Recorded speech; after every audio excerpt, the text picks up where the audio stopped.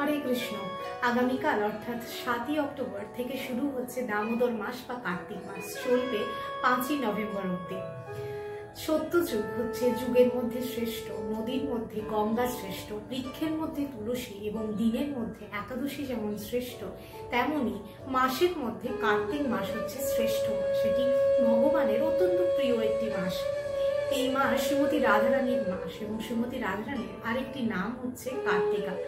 আপনারা যে কোনো প্রকারের পারমার্থিক কার্য সাধন করার জন্য এই মাসের লাভ উঠাতে পারেন, কারণ এই মাস আপনাকে যে কোনো প্রকার কার্য করার জন্য তার 1000 গুণ ফল লাভ দেবে। এই মাসে প্রত্যেক দিন আপনারা ভগবানকে মাটির প্রদীপ আপনারা নিবেদন করতে পারেন। অবশ্যই সেটি একবারের দ্বিতীয়বার ওটা আর অর্পণ করা যাবে না। এই মাসে যারা আমিষ আহার করেন অবশ্যই তারা বর্জন করার চেষ্টা করুন। সকলকে দামোদর মাসের শুভেচ্ছা জানাই। হরে কৃষ্ণ।